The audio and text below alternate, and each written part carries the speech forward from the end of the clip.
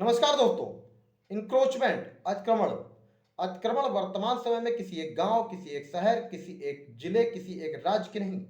बल्कि पूरे देश में गंभीर समस्या के रूप में सामने आ रहा है। आए दिन आपको सुनाई देता है कि सरकारी जमीन पर किसी व्यक्ति ने कब्जा कर लिया, मकान बना लिया, बिल्डिंग खड़ी कर ली और उसके बाद अथॉरिटी ने उसको इलीगल घोषित कर दिया या कोर्ट ने उसको इलीगल घोषित कर दिया। ऑनरेबल सुप्रीम कोर्ट ने भी बहुत सी बिल्डिंगों को इलीगल घोषित कर दिया और उनको गिराने का आदेश दिया गया और ऐसे निर्माण ढहा दिए गए। लेकिन इसके बावजूद भी अवैध कब्जे नहीं रुक रहे हैं, खासतौर पर सरकारी जमीनों से। चाहे वह जमीन ग्राम सभा की हो, चाहे नगर पालिका की हो, चाहे नगर निगम की हो या अन्य किसी विकास प्राधिकरण की या अन्य किसी विभाग की, लेकिन उसके बावजूद भी सरकारी जमीनों पर कब्जे हो रहे हैं। हर राज्य में अपनी अपनी विधि व्यवस्था है कि अतिक्रमण कैसे हटाया जाए। उनके अधिनियम है, नियम है। हर अथॉरिटी का अपना नियम है कि वह किस तरह से अवैध कब्जे को रोकेगा, अवैध कब्जे को हटाएगा। तो फ्रेंड्स, इसी संबंध में आज मैं आपको जानकारी देने वाला हूं उत्तर प्रदेश राज्य संहिता 2006 की धारा 67 के बारे में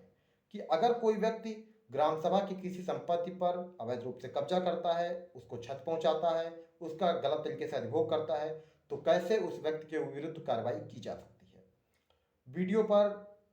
बने रहें अंत तक और अगर चैनल पर पहली बार विजिट कर रहे हैं तो चैनल को सब्सक्राइब करें ताकि भविष्य में भी आपको ऐसे जेन्युइन लीगल कंटेंट देखने को मिलते रहे। फ्रेंड्स, उत्तर प्रदेश राज्य संहिता 2006 की धारा 67 में यह प्रावधान है कि अगर कोई व्यक्ति मान लीजिए ग्राम सभा की किसी भी जमीन पर, अब जमीन में मान लीजिए चरागाह है, शमशान है, कब्रिस्तान है, रामलीला मैदान है, अनुसूचित जाति के लिए आरक्षित जमीन है या कोई जीएस लैंड है जिस पर कहीं ना कहीं किसी को पट्टा नहीं दिया गया है, कोई रास्ता है, कोई चक्रोट है, इसके अलावा कोई तालाब है, कोई मान लीजिए खाद का गड्ढा है, घूर गड्ढा है या किसी जल निकासी का संसाधन मतलब है, जल निकासी की कोई व्यवस्था है, उस पर अवैध रूप से कब्जा करता है, तो ऐसे व्यक्ति के विरुद्ध इस धारा के अंतर्गत कार्रवाई की जा सकती है। या ग्राम सभा की किसी संपत्ति को क्षति पहुंचाता है तो उस व्यक्ति के विरुद्ध कार्रवाई की जा सकती है। अब कार्रवाई कैसे की जाएगी? तो फ्रेंड्स, कोई भी व्यक्ति एप्लीकेशन दे सकता है कि इस व्यक्ति ने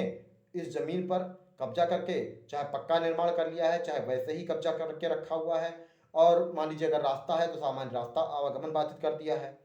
या ग्राम सभा की तरफ से भूमि प्रबंधक समिति का अध्यक्ष जो कि ग्राम प्रधान होता है या क्षेत्र का जो लेखपाल है उसकी रिपोर्ट पर या अन्य किसी अथॉरिटी की रिपोर्ट पर एसडीएम यानी उप जिलाधिकारी, सब डिविजनल मजिस्ट्रेट के पास यह अधिकार है कि वह ऐसी शिकायत प्राप्त होने पर ऐसे अतिक्रमणकारी के विरुद्ध कार्रवाई कर सकता है। तो जब भी मान लीजिए कोई व्यक्ति या भूमि प्रबंधक समिति का अध्यक्ष या लेखपाल ऐसे व्यक्ति के विरुद्ध कार्रवाई के लिए एसडीएम को अवगत कराता है या प्रार्थना पत्र देता है, तो उस सिचुएशन में एसडीएम ऐसे व्यक्ति को जिसके विरुद्ध ऐसी शिकायत पाई गई है एक नोटिस जारी करेगा और नोटिस जारी करने के बाद ऐसे व्यक्ति को उचित सुनवाई का अवसर देगा कि आप एक निश्चित तिथि पर कोर्ट के समक्ष उपस्थित होइए और अपना पक्ष रखिए कि आपने के ऊपर यह आरोप है कि आपने इस जमीन पर कब्जा कर लिया है, अवैध निर्माण कर लिया है या संपत्ति को क्षति पहुंचाई है, तो क्यों ना आपके विरुद्ध कार्रवाई की जाए। और अगर आप स्वतः आपने अतिक्रमण किया है तो आप स्वतः अतिक्रमण हटा लीजिए और अगर नहीं हटाते हैं तो आपके विरुद्ध बेदखली की कार्रवाई की जाएगी। आपने जो संपत्ति क्षति पहुंचाई है उसका क्षतिपूर्ति आपसे वसूली जाएगी। तो जब भी ऐसे व्यक्ति को नोटिस दी जाती है तो उससे कहीं ना कहीं अपेक्षा की जाती है कि वह एसडीएम कोर्ट के समक्ष उपस्थित हो और अपना पक्ष रखे, चाहे स्वयं भी रख सकता है या अपने अधिवक्ता के माध्यम से अपना पक्ष रखवा सकता है। और उसे उचित सुनवाई का अवसर दिए जाने के बाद मान लीजिए वह व्यक्ति अगर कोर्ट के समक्ष उपस्थित नहीं होता है या मान लीजिए वह व्यक्ति अगर कोर्ट के समक्ष उपस्थित होता है और वह कहता है कि नहीं, उसके ऊपर जो आरोप लगाए गए हैं वह निराधार है, तो ऐसी सिचुएशन में एसडीएम चाहे तो अतिरिक्त जांच करवा सकता है राजस्व निरीक्षक के नेतृत्व में एक टीम गठित करके, और उसमें लेखपाल होंगे, राजस्व निरीक्षक होंगे जो स्थलीय निरीक्षण करेंगे, उसके बाद रिपोर्ट एसडीएम को सौंपेंगे। इस रिपोर्ट के बाद अगर मान लीजिए यह पाया जाता कि ऐसे व्यक्ति ने कब्जा किया है तो ऐसे व्यक्ति के विरुद्ध कार्रवाई का आदेश एसडीएम पारित करेंगे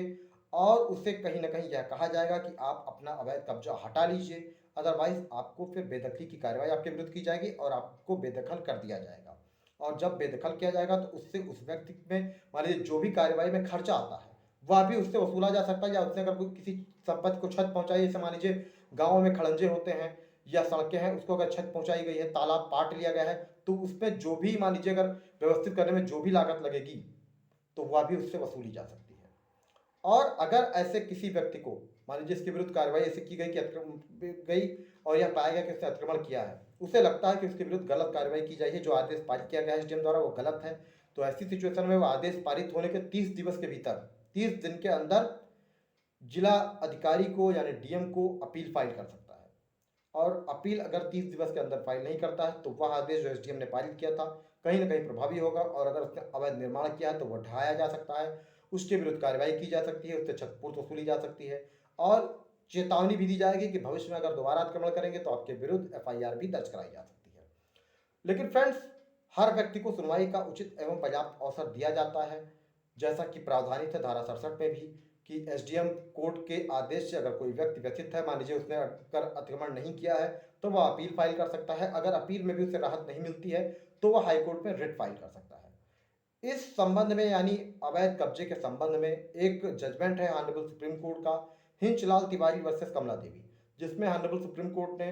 आदेश दिया था कि 6 माह के भीतर कुछ लोगों ने तालाब पर अतिक्रमण करके पक्के निर्माण कर लिए थे, उस अतिक्रमण को हटाया जाए और तालाब को यथास्थिति में परिवर्तित कर दिया जाए। तो फ्रेंड्स, इस जजमेंट की जो डिटेल्स है वो आपको डिस्क्रिप्शन में मिल जाएगी, और आपको कहीं ना कहीं अगर मान लीजिए आपके गांव में ऐसा कोई व्यक्ति है जिसने अतिक्रमण किया है तो उसके ऊपर कार्रवाई के लिए आप जो मैंने बताया है इस प्रक्रिया के अंतर्गत प्रार्थना पत्र दे सकते हैं। और ये ध्यान रखिए कि सबसे पहले आपको रेवेन्यू कोड की धारा 67 में ही प्रार्थना पत्र देना है, क्योंकि मैक्सिमम मैटर्स में ये देखा जाता है कि लोग प्रॉपर वे में प्रोसीडिंग्स का फॉलो नहीं करते हैं और प्रोसीडिंग्स का फॉलो किए बिना हुए ऊपर कोर्ट में चले जाते हैं, यानी कभी कभी हाई कोर्ट भी पहुंच जाते हैं। तो अगर आप प्रोसीडिंग का फॉलो नहीं करेंगे तो ऐसी सिचुएशन में हाई कोर्ट भी आपको निर्देशित करेगी कि आप जाइए, पहले जो प्रॉपर प्रोसीडिंग्स है उसको फॉलो कीजिए, उसके बाद अगर वहां से आपको रिलीफ नहीं मिलता तो फिर आप ऊपर आ सकते हैं।